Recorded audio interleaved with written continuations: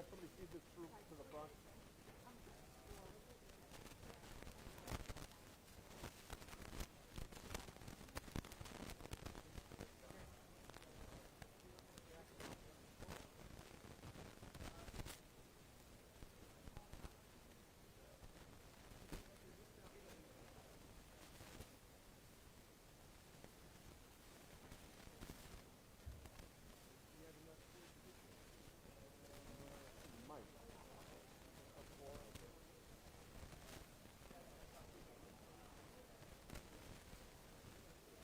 Hey, Dave.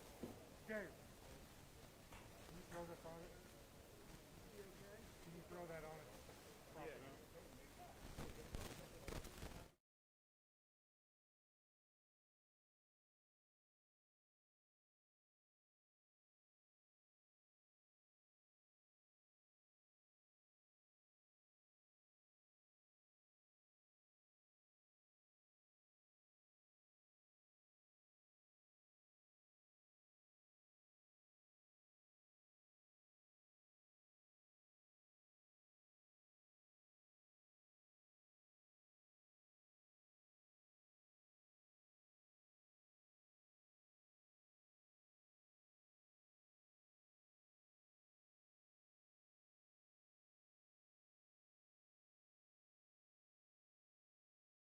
Go. I mean. No. Okay. Test. You got audio? You getting audio? Test. Randy, any solutions? Yes. Thank you. You guys, do you have wireless mics, or you got something that you can get up here?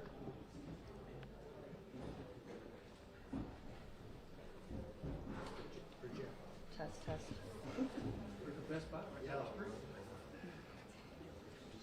Don't let us hold you up, God. What are we waiting on? All right, so let's just be as quiet as we possibly can. We're going to open it up. Tim May, Letterman Row. Yeah, we're on kind of a clunky start, but y'all only had the ball one time in the first quarter and stuff. But that little sequence that included the blocked punt seemed to change everything. Yeah. We struggled getting off the field on third down, on that first drive. The first one, I think it was 3rd and 10, 11, or 12. It was 3rd and extra long. And they ran it for a first down and then converted on a couple of third downs. And then, we settled down a little bit. We went right down the field and then took a negative play on the first down. Thought we had the touchdown with Jeremiah, got called back, went into a pooch situation, and then they went down the field and scored. So they really controlled the first quarter of the game. I thought about taking the ball early in this game because I knew that that would be their plan, and decided to continue with what we've been doing. And I thought we did a nice job at the end of the first half, going into the third quarter, where that's very, very important to play that way. But like you said, a couple of those turnovers certainly helped us in the first half. Over to the left, Bill Rabinowitz, Columbus Dispatch. Yeah, tough start for the defense. What turned it around for the defense? Yeah, I just think we got off the field on third down. They only had 50 yards rushing, but we started getting off the field on third down, got some nice sacks. A couple of those third downs were 3rd and extra longs, where one was a run, the other one was just a bubble screen, and that kind of continued some drives. But overall, I thought we settled down once those first couple of drives hit. Austin Ward, the podcast. You mentioned on Thursday, Carell coming home, the emotions of that, and to get him involved, the plays that he made, how special is that for really everybody? But Yeah, Carell's not someone who talks about himself or really even want me talking about him right now and everything that he's been through. But we all know that he lost his mom, and he does not show that every day when he's here. And we say it all the time that the game doesn't care about what you've been through. When you cross that line, you go onto the field, the game doesn't really care, but we do. His teammates do, his coaches do, the people who know Carell care a lot about him. And just the way that he's handled himself has just been an example to everybody. And we care a lot about him, and to see him get 2 touchdown passes in his hometown in front of I think he had over 25 people here watching him. I know it means a lot to him, but it also means a lot to us. And really happy for him today.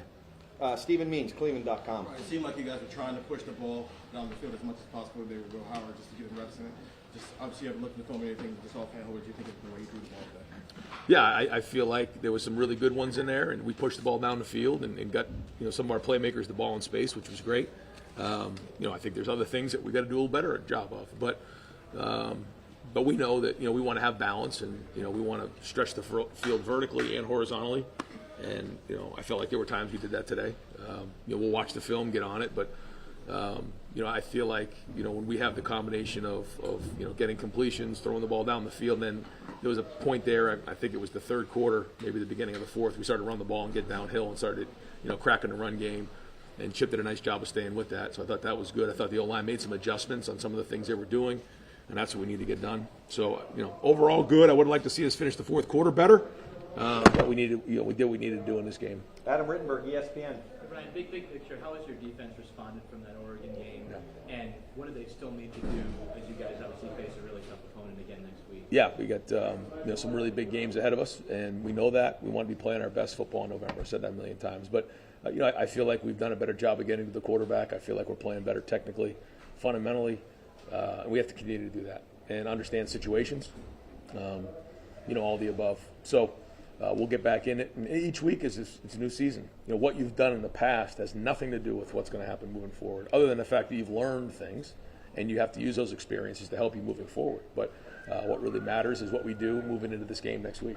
Cameron Teague Robinson, The Athletic. Brian, you mentioned the run game. Northwestern's stopped a lot of people on the ground this year. Yeah. For you guys to do that, especially in the second half, and kind of bring them down, how important is that? They like so many teams in the Big Ten do such a great job against the run. I mean, they're gonna put a bunch of guys in the box, and that's why you saw us push the ball down the field, because when they're gonna put that many guys in the box, you've got to stretch them vertically. And I thought Will did a nice job of, when it wasn't there, checking it down and keeping us on rhythm on some of those plays, and that's good football. But we did make some adjustments there, and I thought we finally got that run game going. And the run game takes time at certain games, and we love to be hitting those 4, 5, 6, 7, 8, 9, maybe more runs, yard runs early in the game. But it takes a little time, and you got to make those adjustments. And I think Chip did a good job of coming back to some stuff that we did make adjustments on, Justin and the guys with the O-line. So there was some good things there overall. Again, we'll learn from it, we'll grow from it, and every week you got to keep getting better. So we'll do that in the in the film room tomorrow, and then move on to next week. Pat Murphy, 24/7 Sports. Ryan, it looks like you guys are rotating some of the cornerbacks. Jermaine's in there a decent amount. And what went into the decision to do that more this week, and how do you think it went?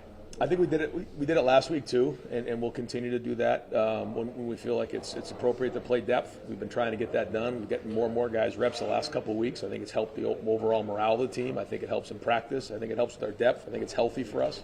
So we'll keep looking at it and make sure that we're doing it right, because we want our guys to be able to play their best in the fourth quarter and play their best at the end of the season. Andy Anders, 11 Warriors. Sonny Styles in this game, 2 sacks, 2 pass breakups. How have you seen him grow over the course of the season to be able to make plays in both the passing game, whether it's in coverage or coming down? Yeah, we need Sonny to be as productive as he was today. And when you can do it in man coverage, you can do it in zone coverage, you can blitz.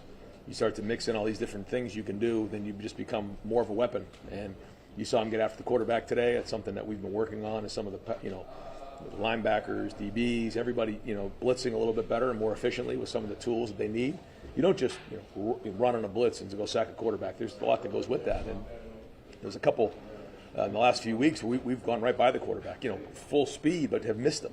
And so we've tried to drill some of this work to make sure that we're doing a better job of avoiding the front line, the backers when they're or the running backs when they're coming to protect us, but then also doing a great job of getting the quarterback down when we get in the backfield. So good for him to see some of that work paying off, and again, we're going to need it more.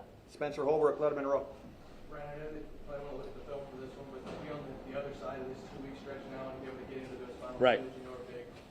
How important was that to get through relatively healthy and Yeah. just to be on the other side of this 2-game stretch? Yeah, it's a lot of people ask me that going into the game. It's like how do you stay focused on this, knowing there's other things down the road? But the truth is, like, you lose this game here, and you're out against in the Big Ten championship game. So we know that. We know that we got to be playing our best football in November. We want to be consistent in everything we do, because either we are or we aren't. And everything you do is hard in the Big Ten. You're not just going to walk in and think you're just going to from the first snap on, roll your helmets out there and run the team out of the stadium. It doesn't work that way. And I think Coach Brown's doing a good job. I like the way his team plays. They're physical. They had 2 weeks to prepare. And it's the same thing with the team we're going to play next week. They've had 2 weeks to prepare. They've had a bye week coming into this. So they had a week to game plan us. Northwestern did. We're 2 weeks and a week to rest up. So we know we're going to get their best shot. And that's the way we want it. And I thought they did a nice job with some of the things they did early on. And I think he's a really good coach, and they have a good team. I think it's good to, like you said, kind of a business-like win, and now it's time to move on. All right, we're going to wrap up here shortly, but Rob Aller, Columbus Dispatch. Right along those lines, you're 47-0 against unranked teams. Can you drill down into how that happens, how you got to that? Well, I just think the consistency of each game. And if you're too, people kind of ask me that going into it too.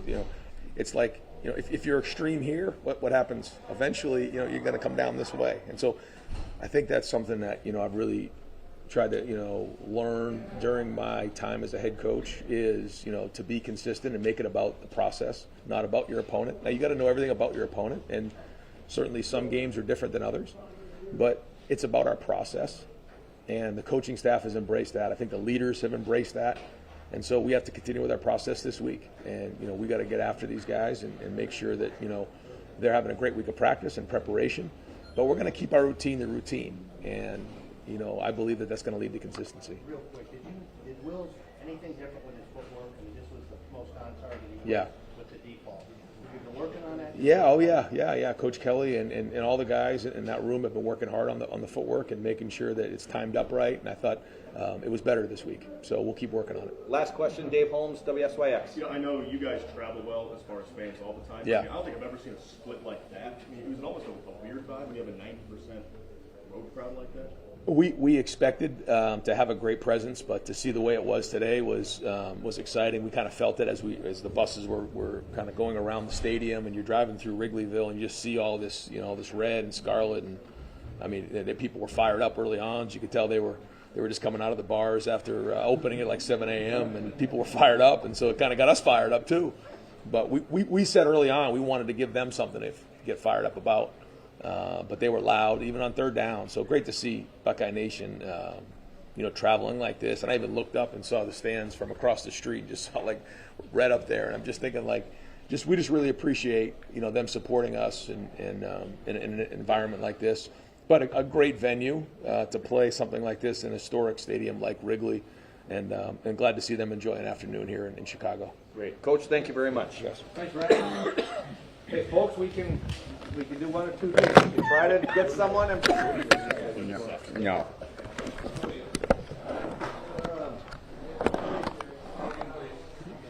Well, we're going to get limited people, and I'm just telling you, we're going to get limited numbers.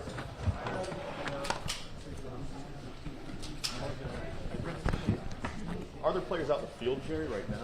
Not anyone that's available right now. Yeah. If Jack Sawyer is out there, I'd take him here at the podium, but he went for. Yeah, I know he went. Mike was going to hang outside. So nobody here? Nobody here? No. I'll get someone if that's what the masses want. The audio is not working.